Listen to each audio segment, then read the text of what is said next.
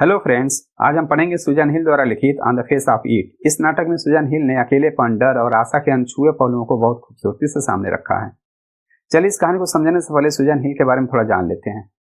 Suzanne हिल 5 फरवरी 1942 को जन्मी एक प्रसिद्ध अंग्रेजी उपन्यासकार हैं।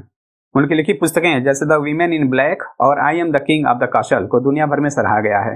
उनकी लेखनी हमें इंसानी भावनाओं को गहराइयों तक ले जाती है, जहाँ डर और उम्मीद के बीच जंग चलती है। कहानी की शुरुआत मिस्टर लैम के बगीचे से होती है।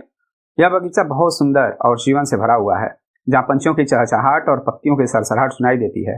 तभी घास के बीच से डेरी थोड़ा झिझकते हुए बगीचे में प्रवेश करता है। वह सोचता है कि यह जगह खाली है, लेकिन मिस्टर लैम उसे देख लेते हैं। मिस्टर लैम एक सरल स्वभाव के इंसान है जो अपने बगीचे में समय बिताना पसंद करते हैं। वह डेरी का स्वागत करते हैं। मिस्टर लैम शांत और स्वागतपूर्ण स्वर में डेरी को सेबों का ध्यान रखने को कहते हैं, क्योंकि वे क्रैब एप्पल्स हैं जो घास पर गिरे हुए हैं। डेरी शुरू में चौंक कर पूछता है कि वहाँ कौन है। मिस्टर लैम बताते हैं कि वह बगीचे में है, क्योंकि आज का दिन बहुत अच्छा है और घर खाली है सिवाय उनके।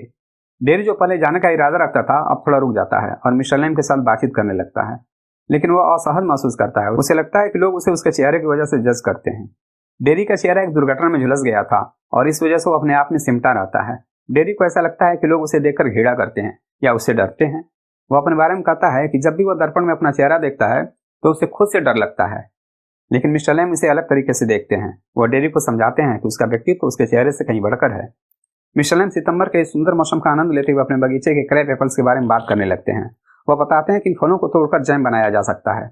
यह सुनकर डेरी थोड़ा चिढ़ जाता है। वह महसूस करता है कि लोग अक्सर उसकी स्थिति को नजरअंदाज करने की कोशिश करते हैं।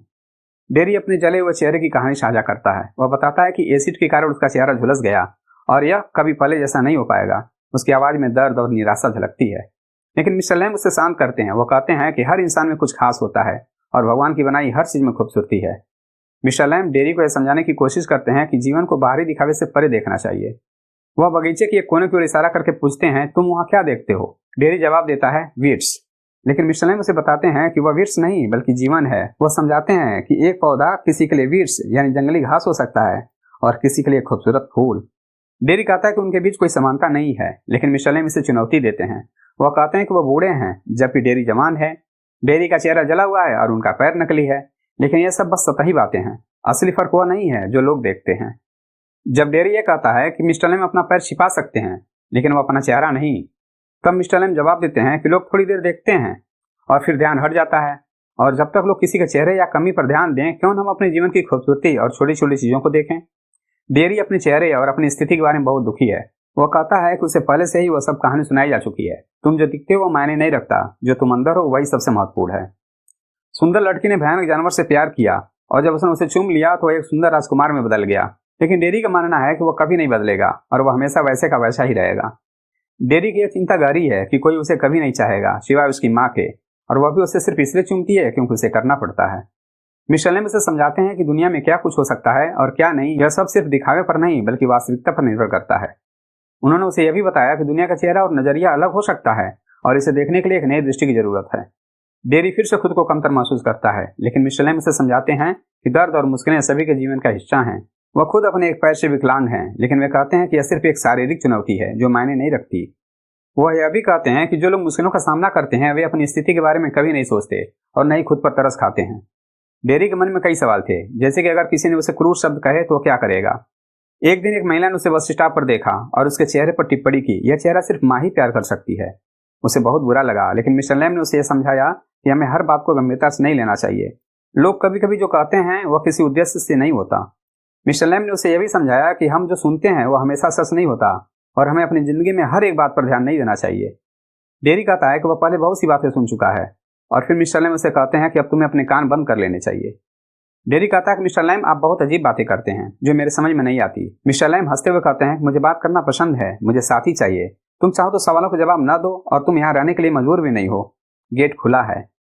डेरी चुप रहता है, लेकिन फिर मिस्टर लैम उसे बताते हैं कि उनके बाग में एक मधुमक्खियों का छत्ता है। कुछ लोग मधुमक्खियों के बारे में कहते हैं कि मधुमक्खियां बजिंग करती हैं, लेकिन अगर आप ध्यान से सुने तो वे गाती हैं। डेरी कहता है कि मुझे यहाँ अच्छा लगता है। मिस्टर लैम हंसते हुए कहते हैं, अगर तुमने मुझे देखा होता तो तुम यहाँ नहीं आते। डेरी मन ही मन सोचता है और वो कहता है नहीं। फिर मिस्टर लैम उसे एक और उदाहरण देते हैं, तुम अपनी जिंदगी को बंद कमरे में बिता सकते हो और कभी बाहर भी मत निकलो। एक आदमी ने ऐसा किया था।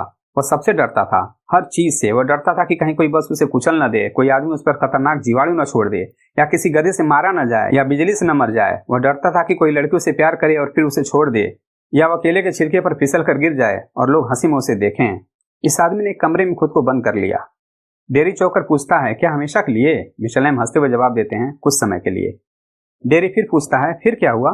मिस्टर लैम अपनी बात खत्म करते हुए कहते हैं, फिर क्या हुआ? एक तस्वीर दीवार से उसके सिर पर गिरी और वो मर गया। डेरी हंसने लगता है। मिस्टर लैम डेरी से कहते हैं, देखा, अब समझे?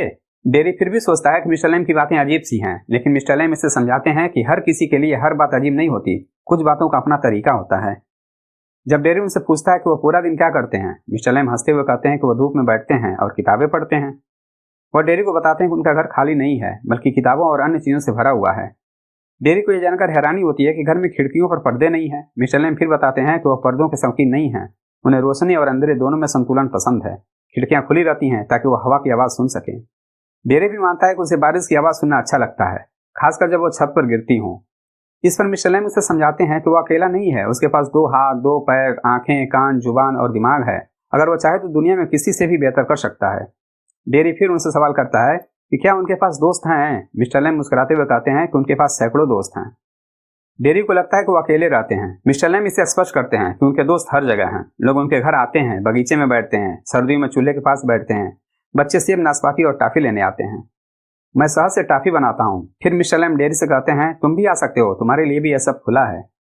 डेरी मिस्टर लैम से कहता है कि वो उसे नहीं जानते, न तो उसका नाम, न उसकी पृष्ठभूमि। इस पर मिस्टर लैम जवाब देते हैं कि दोस्त बनाने के लिए ऐसी जानकारी जरूर नहीं होती। वो कहते हैं कि वो अपना नाम बता सकता है अगर वह चाहे। डेरी कहता है कि उसका नाम डेरेक है, लेकिन उसे यह नाम पसंद नहीं है, इसलिए लोग उसे डेरी बुलाते हैं। डेरी कहता है कि अगर वो यहाँ दोबारा नहीं आया तो वो दोस्त कैसे रहेगा? मिस्टर लैम समझाते हैं कि ये जरूरी नहीं है कि कोई दोबारा आपसे मिले तभी वो आपका दोस्त हो। वो कहते हैं कि सड़क पर मिलने वाले लोग न दोस्त होते हैं न दुश्मन, वे लोग बस लोग हैं, लेकिन हर व्यक्ति की अपनी अहमियत होती है, वह कभी भी कुछ नहीं होते। डेरी स्वीकार करता है कि वो कुछ लोगों से नफरत करता है। मिस्टर लैम उसे बताते हैं कि नफरत खुद के लिए सबसे अधिक हानिकारक होती है। वो अपनी कहानी साझा करते हैं कि कैसे युद्ध में उनकी टांग चली गई थी। डेरी फिर अपनी समस्याओं को साझा करता है और बताता है कि जब वो घर लौटा था तो एक व्यक्ति ने कहा था कि उसे अस्पताल में ही रहना चाहिए था, उसे दूसरों के साथ रहना चाहिए था जो उसकी तरह ही थे। वो सोचता है कि अंधे लोग केवल अंधे लोगों के साथ और मंदबुद्धि बच्चे सिर्फ मंदबुद्धि बच्चों के साथ ही रह सकते हैं। मिस्टर लैम इस पर सवाल करते हैं, और जो लोग बिना पैरों के हैं वो कहाँ जाएंगे, और यह दुनिया कैसी होगी? डेरी कहता है, कम से कम वहाँ कोई नहीं होगा जो तुम्हें घूरता रहे। इस पर मिस्टर लैम उसे समझाते हैं, क्या तुम सोचते हो कि तुम बस उन्हीं लोगों जैसे हो जिनके चेहरे जल गए हैं, बस तुम्हारी शक्ल से? फिर वो कहते हैं, सब कुछ अलग है, सब कुछ एक जैसा है, लेकिन सब कुछ अलग है खुद में। डेरी से समझ नहीं पाता और पूछता है, आप ये सब कैसे समझते हैं? मिस्टर लैम जवाब देते हैं, देखकर, सुनकर और सोचकर। डेरी कहता है कि उसे मिस्टर लैम की तरह एक घर और एक ऐसा बाग चाहिए। मिस्टर लैम उसे आश्वासन देते हैं कि उनका बगीचा हमेशा खुला है और वह कभी भी यहाँ आ सकता है। डेरी को चिंता होती कि दूसरे लोग उसे देखकर भाग जाएंगे। मिस्टर लैम कहते हैं कि यह सच हो सकता है, लेकिन यह जोखिम लेना होगा। वह बताते हैं कि बच्चे उन्हें लेमी लैम कहकर चिढ़ाते हैं, लेकिन फिर भी उनके बगीचे में आते हैं क्योंकि वो उनसे डरते नहीं हैं। डेरी पूछता है कि क्या उनकी टांग युद्ध में उड़ गई थी? मिस्टर लैम स्वीकार करते हैं कि हाँ, ऐसा ही हुआ था। डेरी पूछता है कि वो सीढ़ी पर चढ़कर एप्पल्स को कैसे तोड़ते हैं? मिस्टर लैम जवाब देते हैं कि उन्होंने वर्षों में बहुत सी चीजें सीख ली हैं और सब कुछ धीरे धीरे करते हैं। डेरी कहता है कि अगर वो सीढ़ी से गिर जाएं और अपनी गर्दन तोड़ लें तो वो घास पर पड़े रहेंगे और मर सकते हैं, खासकर अगर वो अकेले हों। मिस्टर लैम सहमत होते हैं और कहते हैं कि ऐसा हो सकता है। डेरी याद दिलाता है कि मिस्टर लैम ने कहा था वह उनकी मदद कर सकता है। मिस्टर लैम इसे स्वीकारते हैं और कहते हैं कि अगर वह चाहे तो मदद कर सकता है। डेरी चिंता जताता है कि उसकी माँ उससे पूछेगी कि वह कहाँ था, क्योंकि घर 3 मील दूर है और वह 14 साल का है। मिस्टर लैम उसे सलाह देते हैं कि वह घर जाकर उन्हें बता दे। डेरी कहता है कि घर पहुंचने के बाद उसके माता पिता उसे वापस नहीं आने देंगे। इस पर मिस्टर लैम उसे चुनौती देते हैं कि शायद वो खुद ही वापस न आना चाहे। डेरी कहता है कि मिस्टर लैम उसे नहीं जानते और नहीं जानते कि वह क्या कर सकता है। मिस्टर लैम उसे प्रेरित करते हैं कि केवल वही यह सब जान सकता है। डेरी पूछता है कि क्या दूसरे लोग इस बगीचे में आते हैं उनसे बात करने के लिए?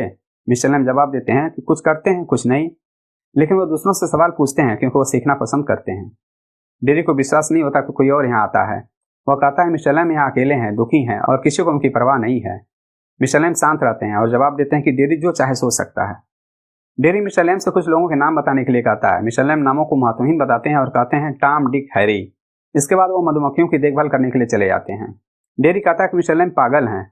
वो कहता है कि मिस्टर लैम सही बात नहीं करते और यह डेरी के लिए यहाँ वापस न आने का अच्छा बहाना हो सकता है। मिस्टर लैम जवाब देते हैं कि डेरी का जला हुआ चेहरा दूसरों के लिए बहाना बन जाता है।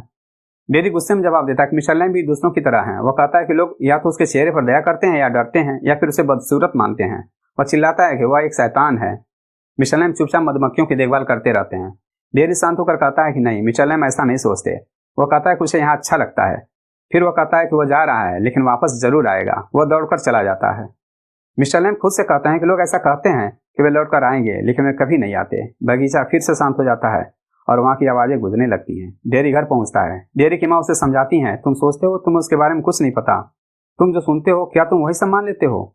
डेयरी कहता है, तुमको जो सुनने को मिलता है वह सब सच नहीं होता।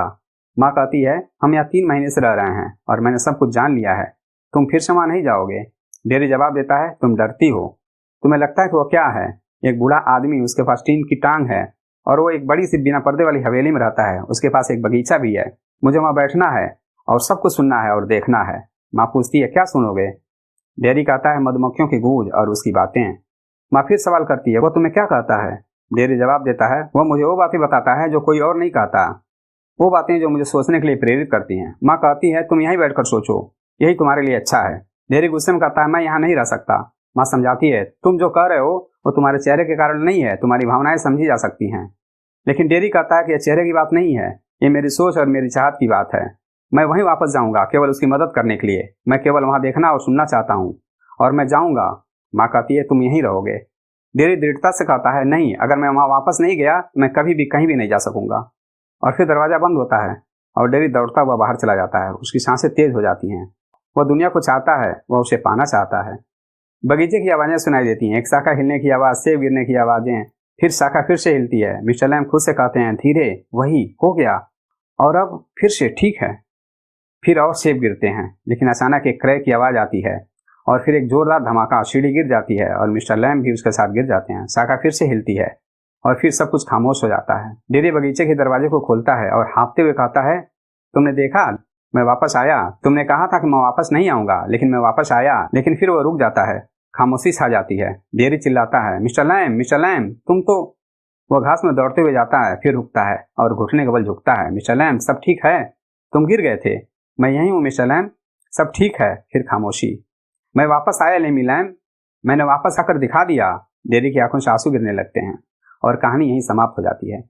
आज की कहानी on the face of it हमें सिखाती है कि हमें किसी को उसके चेहरे से नहीं आंकना चाहिए, जैसे कि मिस्टर लैम ने डेयरी को समझाया। ऐसी और भी रोचक कहानी और साहित्यिक व्याख्याओं के लिए जुड़े रहें द ग्रामर के साथ। आपके विचार और सुझाव हमें जरूर बताएं। हम मिलेंगे फिर एक और अध्याय के साथ। तब तक के लिए पढ़ते रहिए, सीखते रहिए और मुस्कुराते रहिए। धन्यवाद।